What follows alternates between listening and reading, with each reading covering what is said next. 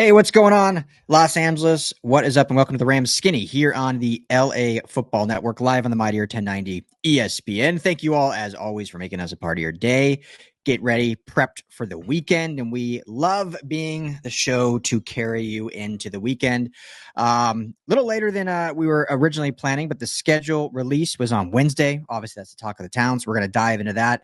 Rams released their, like all other 32 teams did, their schedule release video on the dot at 5 o'clock. And we're going to get into that. It was much better than last year. We can at least attest to that.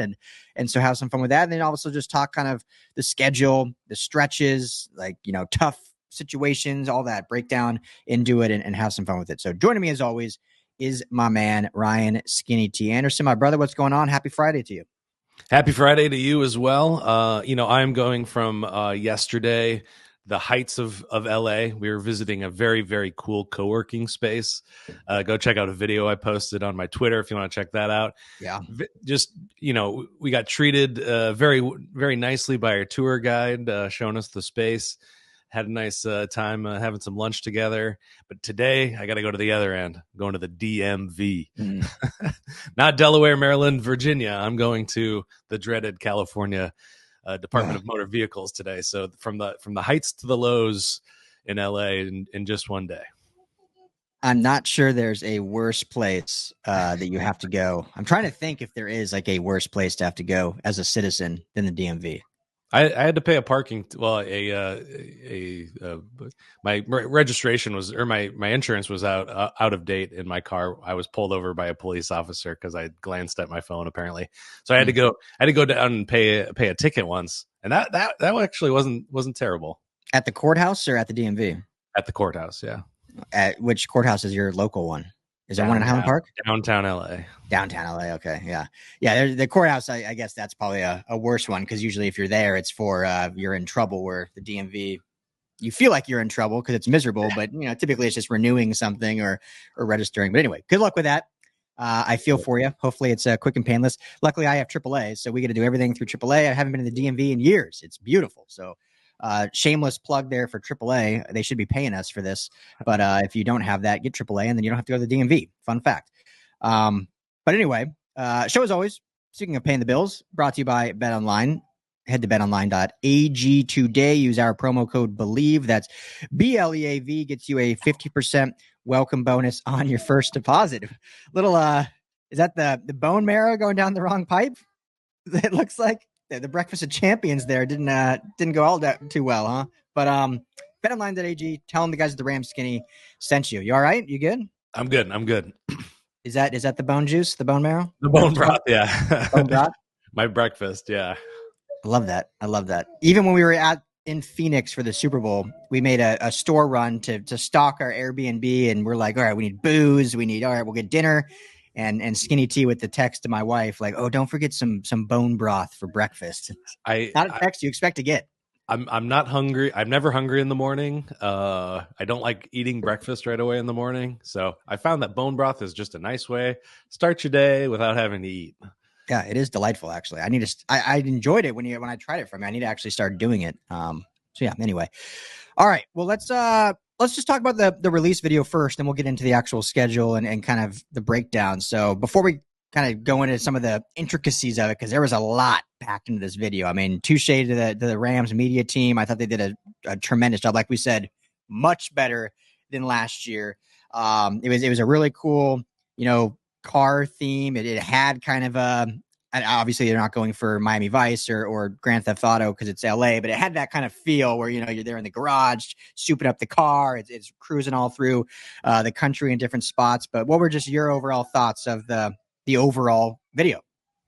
Well, I mean, the first time you watch it, it goes by so quickly. It's, 18 weeks in 3 minutes and 18 seconds, I think, totally. Mm-hmm. But I thought, capturing just the LA vibe, just great. I thought it was the like slick production value. Probably one of the coolest videos out there that I saw. You watch the Chargers. It's a Sims theme. I mean, The Sims is a fine game, but it's certainly not. I wouldn't categorize that as cool.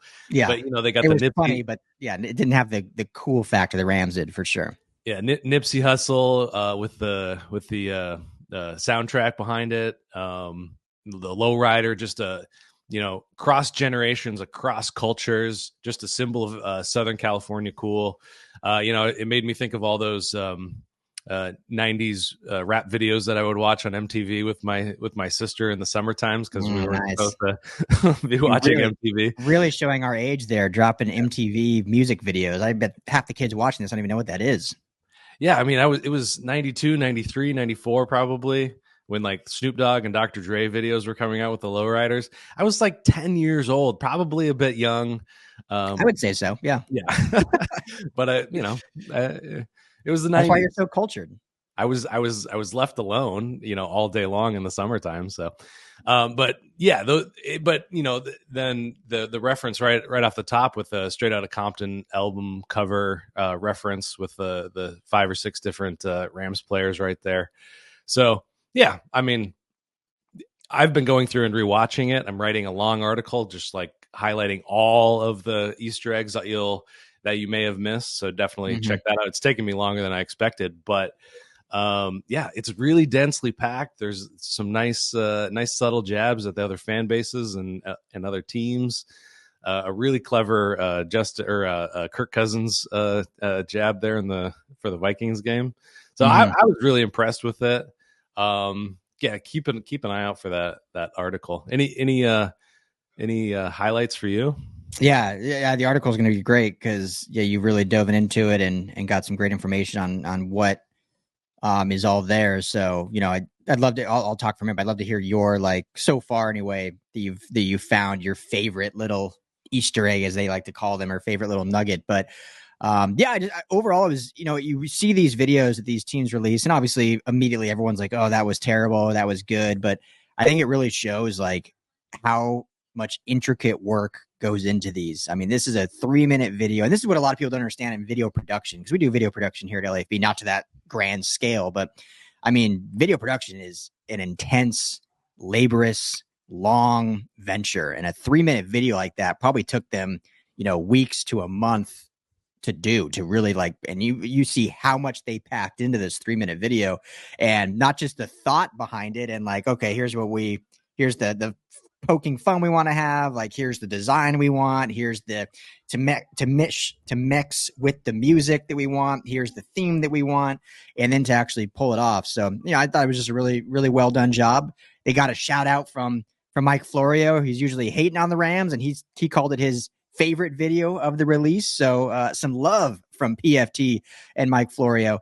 But yeah, I thought overall they just knocked out of the park. It was a lot of fun. I need to watch it more. I've only watched it a few times because I think I've missed so much. But I think I'm just waiting for your article so then I can digest it all. But yeah, what was your so far like favorite little nugget? Well, I will say that my piece should be considered a companion piece. My article should be considered a companion piece to it. So, watch the video with my article and you'll catch it all. Some of my favorite ones right off the bat, the Detroit Lions one is just great. It's basically Eminem's discography. He's got all sorts of references to Eminem. The Guess Who's Back album cover is referenced in there. A couple of his lyrics on a newspaper, and then the Stafford field.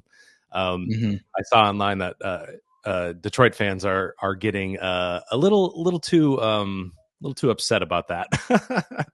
Referencing Stafford's winning record. I think he was 41-42 while he was a Lion at Stafford Field, at Ford Field, or wherever we'll call it Stafford Field. That's fine. Yeah, sure, we can do that. I'll say his winning record had nothing to do with him. There might have been some team and some coaching problems there, so they should calm down.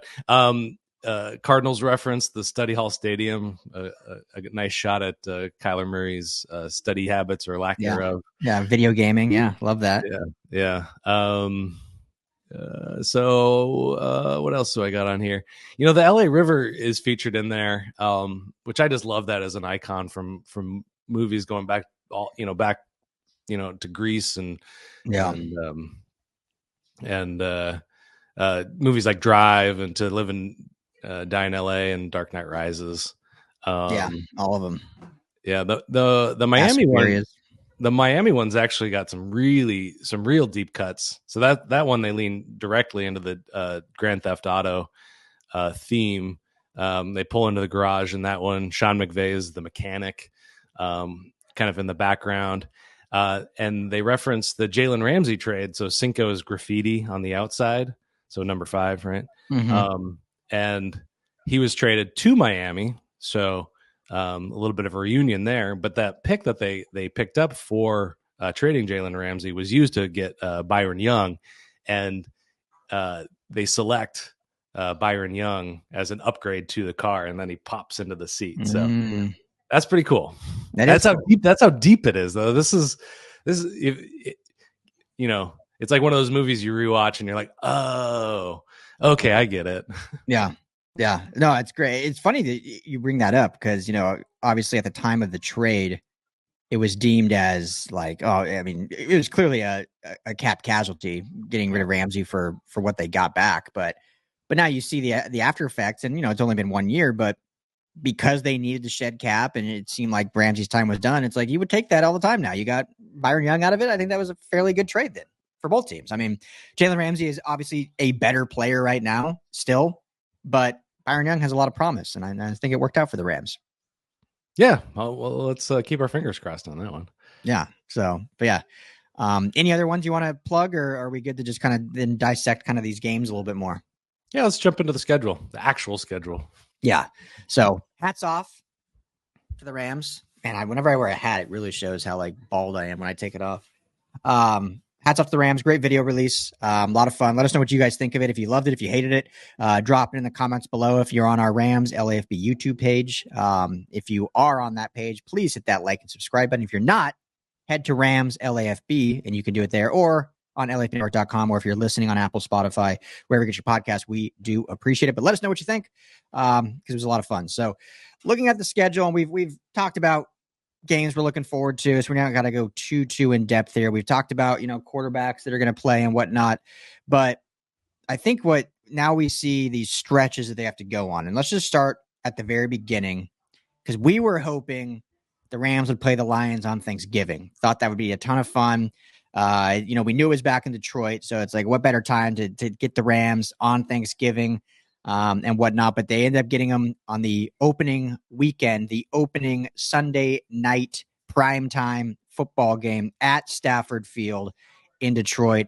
What's your thoughts on the Rams opening against the Lions?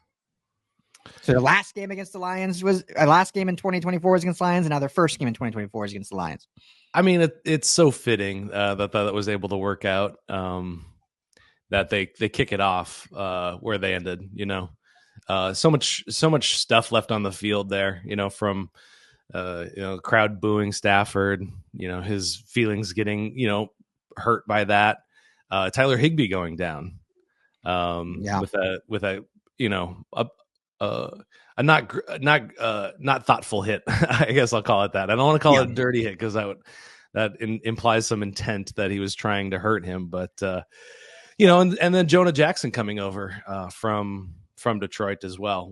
How will that factor in? So yeah, I think, and this is the Lions are a Super Bowl contender. They're definitely going to make the playoffs. They're most likely going to make the playoffs, I should say. So, you know, this is an NFC game that is going to matter regardless of who the opponent is. This is, you know, the Rams playoff chances are I just saw it this morning. They're sitting somewhere in the like 45% is where they're placed is in terms of making the playoffs. Okay. So NFC games, especially against contenders, are going to matter a whole bunch. What are your thoughts? Yeah, I mean, if it's not Thanksgiving, this is a great opener. There's obviously a lot of emotion from that last matchup, and it'll probably spill over into this one. And, you know, ironically, being back, you know, in Detroit, so they get it back to back there and for a regular season. And, you know, we talked about it during the playoff game. You know, I'm very just surprised still at and a lot of it's on Twitter. So, I mean, that's not the real world. There's a lot of, other fans that are not on Twitter that probably feel differently. But based on what we saw in the stadium in January, it seems to be pretty aligned. But it's just surprising to me how much like hate that city now has for Stafford. Like it's wild to me. Like I understand, like, he ended up leaving and, they didn't actually win anything with him there. But, I feel like the guy deserves some flowers or something. Like, you don't have to love the guy, but it's vitriol now. And we talked about it, I think, last week about this new kind of found rivalry between the cities of Detroit and LA. And it is alive and well based on when this schedule came out and seeing the week one. And, there's all the stuff we're seeing on Twitter of, Lions people saying that, and Goff gets his new contract extension, and Lions fans saying that, Lions fleeced the Rams in that trade and this and that. And I don't know. I mean, we've talked about it a bunch, but why not? It's kind of the hot topic. We can double down on a little bit. Like, your thoughts on that? Like, just this truly is now, I think, a rivalry. Like LA, Detroit, Rams, Lions, Stafford, Goff. Like, this is a real, legit rivalry, and it could even survive even when Stafford does retire, because Goff's obviously going to play another probably 5 to 8 years in good fashion. So, I mean, just your thoughts on that, and just how much this rivalry is real. Yeah, it's a funny one that's developed. Obviously, when you got a team like San Francisco or Seattle, when they were firing off in the division, it's just that's an obvious one. This one, it only once you get below the surface, that first level, and then you see all the ties that bind. Brad Holmes coming out of the Rams organization, all those other things that we've mentioned. It's it's the perfect storm. And on one hand, I can see where the Lions fans are coming from, because Stafford did want out, and now they've really come into their own and become a really good winning football team under Dan Campbell, which everybody kind of laughed at him initially for his kind of meathead footballness, but he's proved to be incredibly smart, and this franchise is proving to be incredibly smart. And that's what breeds this, is that Lions fans finally get this taste of what it's like to be, have a good, smart football team that's making the right moves, doing the right things. You can say whatever you want about the Goff contract, big or small. You got to pay the guy. Yeah. So, yeah, I just rivalries are great for football, and I just hope that the personal animus calms down just a hair, and it goes back to just being about football. Yeah. We see this. I mean, you mentioned, and everyone knows them. There's no secret, all the ties between these two teams. But we see all the time rivalries happen that, they don't stand the test of time because they're not divisional, but they last a decade or 15 years. Like I'm trying to think off the top of my head, like Broncos and Patriots had a really good rivalry for some time. I think that's pretty much kind of dead now. I don't think the fan bases still like each other, but it's not like what it used to be when it was Manning, Brady, when, obviously the Broncos hired Josh McDaniels from the Patriots. He screwed the Broncos over, went back to the Patriots. Wes Welker, Aqib Talib were both on the Patriots, then both came to the Broncos. Like, that's a little bit what's happened with Lions and Rams. Like, not anyone screwing each other over to the extent that McDaniels did, but the ties, the lines, the fact that these teams are going to face each other now, it feels like in the playoffs seemingly almost every year, and potentially in the regular season every year if these schedules keep happening kind of how they are. And so it's great for the sport. It's great for these two cities. I love it. It's a ton of fun. Like I said, I don't get the hate Stafford's getting. And I mean, basically it's one thing to say, you left us, you didn't want to be here anymore, we're moving on. It's another thing to say, like, you didn't do anything for us for the 13 years you were here. Like, you didn't win anything while you're like, I'm seeing that. It's like, are Miami fans doing that to Dan Marino because they didn't win? Or are they just like, yeah, Dan Marino's dead to us, he didn't win anything? Or, you can go down the list of great quarterbacks that didn't win the big one. Like, and it's just, that's what's wild to me. Like, I get it. You've moved on. Great. But to say like, oh yeah, you didn't mean anything to us for the 13 years. Like you weren't the reason even why we were good sometimes. Like, that's bizarre to me. It's the sour grapes of it all. You see your ex with her new fella, and he's, got a better job or better looking or whatever. You're just going to feel gonna feel a little bit you're gonna feel a certain way, I guess. Yeah. Well, I wonder too, and then we'll move on. But yeah.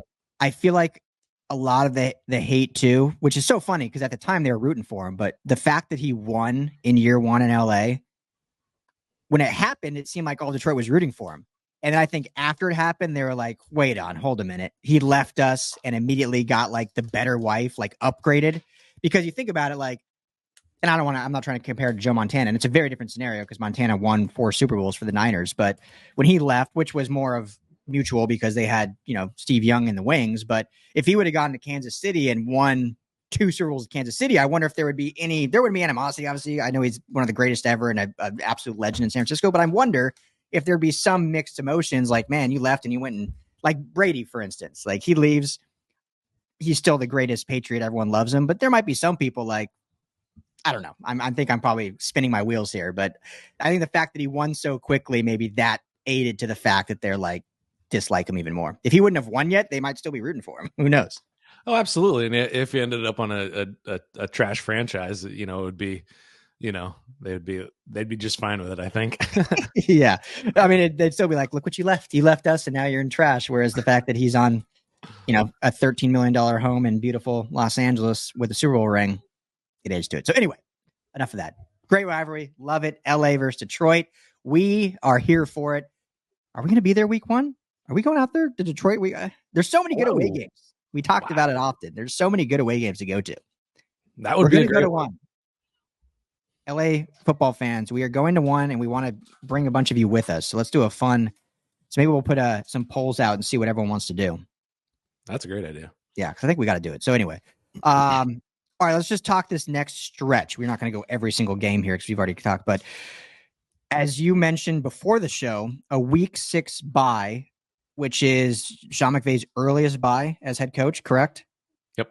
So his earliest bye. So leading into that, then you get 2 divisional games at Arizona, at home against the Niners, and then you travel to Chicago and you play the Packers. So you basically play the entire NFC North before the bye, minus the Vikings, and you get 2 divisional games. So what is your just thoughts on them getting into the bye with these 5 games? Do you like their odds as we are here in May going in with the winning record? Is this a tough draw, or was this kind of a good opening for this team?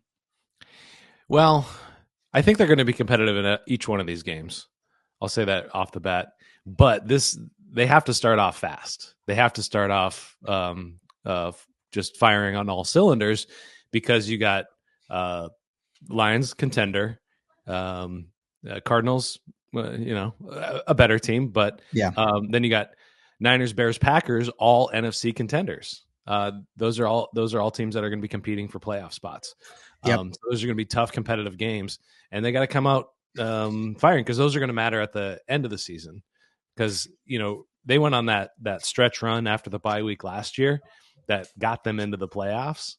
They were in control of their destiny. They just had to win games to get into the playoffs. If they drop some of these games early on, that might put them in the position to have to hope that other teams are going to lose, that hopefully the Bears are going to lose a game or the Packers are going to lose a game, or the Lions, so that you want to put yourself in the position where you're in control of your destiny at the end of the season. And that actually for this year starts in the first 5 weeks.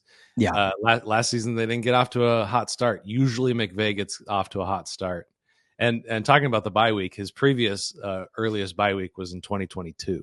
So hopefully the early bye weeks is not a bad omen. Yeah. Yeah. Good shout.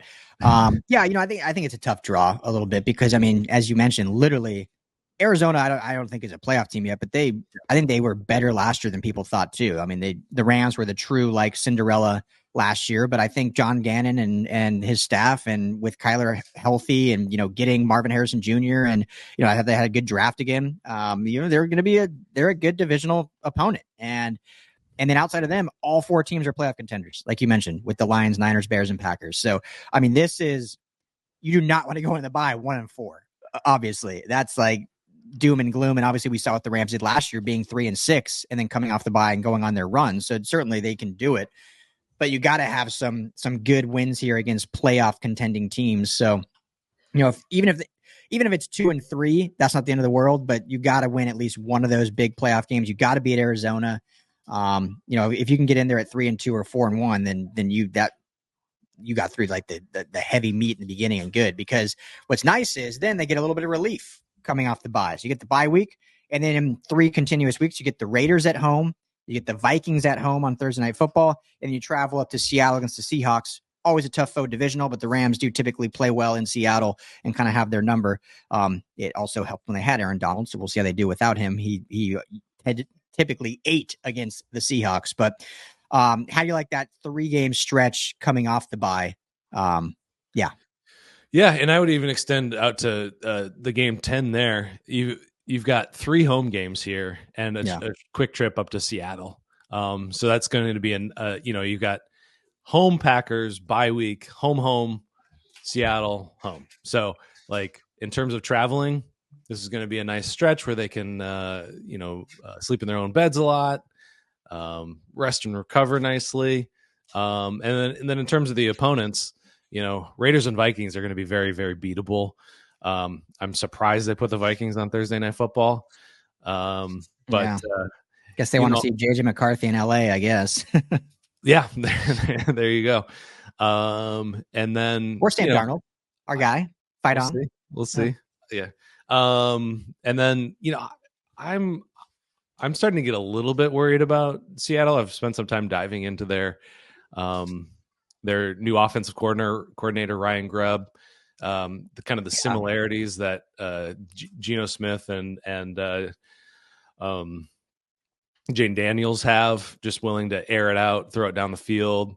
Still got 3 great receivers on that squad. Mike McDaniel kind of reconstructing the Baltimore offense on the West Coast now with 2 new linebackers, safety. I don't know. Anyway, I'm going off on a tangent there, but I have an article up about it if anyone wants to read that one. So I think this is a key stretch where they're going to have to win. I think they need to go 3-0 through these games. Yeah, it's gonna be tough. And Mike McDonald, it's too close to Mike McDaniel, and they play back-to-back weeks. McDonald, Seattle. I think you said Mike McDaniel, or maybe I was just hearing that. I don't know, but it's not fair that we got Mike McCarthy, Mike McDaniel, Mike McDonald. Yeah, when literally the Rams play Seattle and Mike McDonald, and the very next week play Miami and Mike McDaniel. So anyway, he's kind of a coach. When you look at this coaching hiring cycle, he's the one. Him and we were talking about it yesterday. Now I'm trying to blank on his name. The guy Carolina hired, Canales. Oh, Dave Canales. Yeah. Yeah. I feel like McDonald, who is obviously well respected and with the Ravens defense, but McDonald and Canales, I feel like are the 2 that are like the least talked about in this hiring cycle. So maybe it's just because there's the least unknown. They're kind of the newer, younger, upcoming guys. But certainly a defensive guru and a guy that can turn things around. And you mentioned Grubb. I mean, Grubb, he was on Washington's national championship offense that what we talked about yesterday, had 6 players drafted from that offense. So Grubb is certainly a respected offensive mind, and we'll have that thing humming. So yeah, and it's a divisional game. So, I mean, this is another tough stretch, an easier stretch.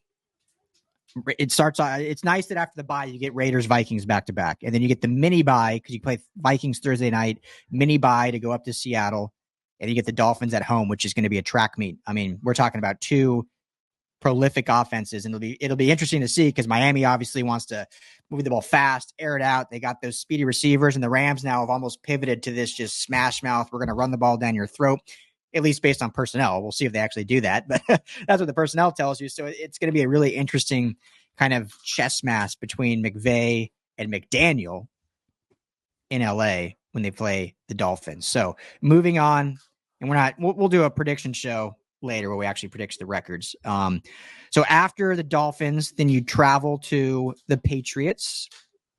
You get the Eagles at home, and then you travel to New Orleans. So a lot of travel. They're going to Boston area, coming back home to LA for the Eagles, and all the way out to New Orleans. Your thoughts on this stretch, week 11 through week 13?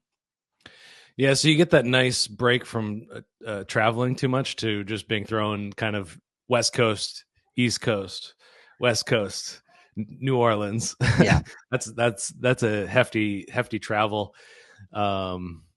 few weeks there. Eagles stand out here. I mean, that's the big game. I don't think the Patriots are going to take a huge step forward. Yeah. Who knows what the Saints are anymore? They seem like they're kind of in the shambles. Yeah. I didn't love the Eagles offseason. I found it a little bit confusing. I felt that they kind of overspent and taken on some dead money. So they're not going to be a bad team, I guess. But yeah, this is kind of a mixed bag, and I think if they can weather the storm in terms of just kind of that back and forth, I was saying that I think they're going to be fine through this stretch. Yeah, Eagles are going to be tough, obviously. And that's a Sunday night game, another primetime game. I forgot to mention the Dolphins was a Monday night game. So Eagles now is their fourth primetime game for the regular season. That's going to be tough, but this to me feels like a 3-0 stretch. Patriots and Saints should both be wins. And I think the Eagles, they get redemption from last year back at home, hopefully. And with the new kind of offensive line that they've assembled, and we'll see how that defense holds up against the likes of, AJ Brown and some of their great talent. But this feels to me like it could potentially be a 3-0 stretch here, because then after that, you round the season out, it's pretty tough. 3 divisional games and Buffalo and the Jets. You got arguably 2 of the best quarterbacks in football. We'll see what Aaron Rodgers is truly like coming off the injury. And then 3 divisional games that are always, a coin toss. So you get Buffalo in week 14 at home. You travel up on a short week to Levi Stadium to place the Niners on Thursday Night Football. Always sadly, you almost have to chalk that up as a loss every year. That's what it's been. And then go from San Francisco, you get a mini bye. You go to New York to play the Jets. And then you round the season out at home, back-to-back weeks with the Cardinals and Seahawks. So, this is going to be an integral part of the season, as it always is down the stretch for this team to make the playoffs. But how do you like their chances with these 5 ones that literally are a toss-up, all 5 of them? Yeah, Bills, Niners, Jets is gonna be a rough stretch. And going back to talking about the bye week, that early bye week is gonna play in heavily at this point in the schedule. Yeah. They're pushing towards the playoffs at this point. They're going to play 3 good to great teams that are going to be doing the same thing. And those bumps and bruises are kind of add up. And Sean McVay often uses that bye week to make some sort of pivot, change in his massive change on defense and or offense. So, that will have already taken place. So, yeah, this is probably the murderer's row if you're going to break it down into different sections. This is it. This is where their mettle is really going to be tested. And I think the Jets is probably the easiest. And we'll see what Rodgers is post injury in his later years. But this is a tough stretch. Yeah. If we talked about the first 5 weeks of being a real gauntlet, which they are. This is just as tough, if not tougher, because it's at the latter part of the season after an early bye. That 3-week stretch, to me, this is like, we'll see. We don't know what their record's going to be going into it, but this to me is the defining 3 weeks of who this Rams team is.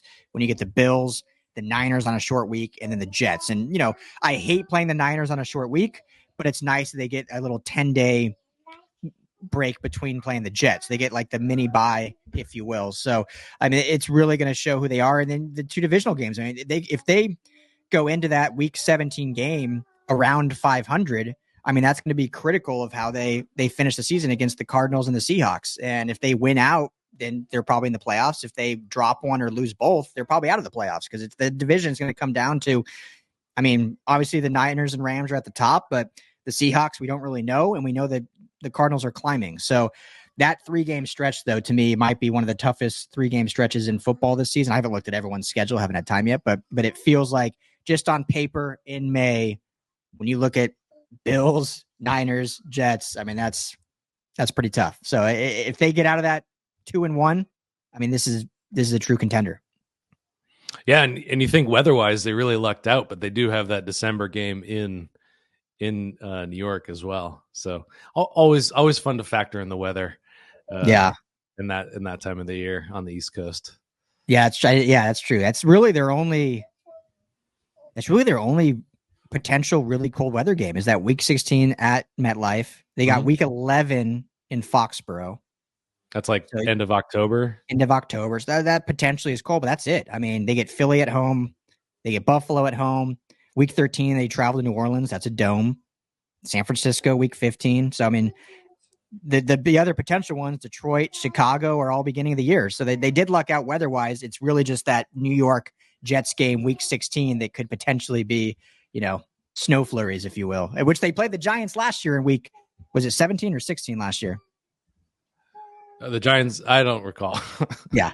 It was the second or third last game of the season. And it was a cold one. Didn't snow, but it was a cold one that they got out early and let the Giants storm back and won on a missed field goal. So hopefully it'll be less drama and they can win outright. But yeah, that's a good point. They did luck out in terms of weather-wise. They may luck out even more because they're playing San Francisco that week before, and that's kind of a rainy season in San Francisco, which Brock Purdy looks terrible in the rain. That's true. I've been thinking about it a lot. I want to develop like on skateboards, the grip tape. I want to develop a thing for quarterbacks that's like a peel off grip tape grip for rainy weather. Yeah. Patent pending. Yeah. I mean, they'd love it if we don't consider it cheating, but if the league approves it, that's great. Those receiver gloves are basically like that. Yeah. The receiver gloves now are literally stick 'em. I mean, it's insane how sticky they are. But you ever shake one of their hands? Yeah, but they do, because maybe they're better now. I mean, I haven't played since high school, but when they get wet, they're like slick as a metal slide. So that's why they are terrible in the rain, because they get super slick. So a grip tape like skateboards, the water wouldn't matter. So that's a good thought. Yeah. Oh, and I just got a correction from our producers. I mentioned Jaden Daniels as the quarterback for Washington. I meant Michael Penix. Gotcha. When I was referencing, yeah, Ryan Grubb, yeah, gotcha. Because Jaden Daniels is the quarterback of Washington, just the Commanders. I was like, right, what are we talking about? Yeah, so Washington Huskies, University of Washington. Yeah. Yes. So, I assume that's what you were talking about anyway. So, anyway. Anything else to add about the schedule? Great release, great video, fun schedule. We now can move past the drama of the schedule and look toward kind of mini camp, OTAs, and training camp. But anything else you want to add before we wrap up? Yeah, five primetime games, so that's a lot of fun. It creates those short and long weeks, but you got to love it when they're on prime time.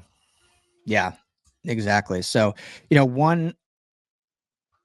got nothing else. I thought I was going to add one more thing, but no, I think that's it. So, everyone, check out Skinny T's article dropping here today with all of the nuggets from the Rams release, because there was a lot of them. A lot of, he had to put the glasses on and slow it down frame by frame to catch everything. So a lot of work going into that. So make sure to check that out. We would appreciate it. Thank you all for listening and tuning in. Everyone have a great weekend. For Ryan Skinny T Anderson, I am Ryan Dyrud. Hope everyone enjoyed the schedule. We'll talk to you all next week.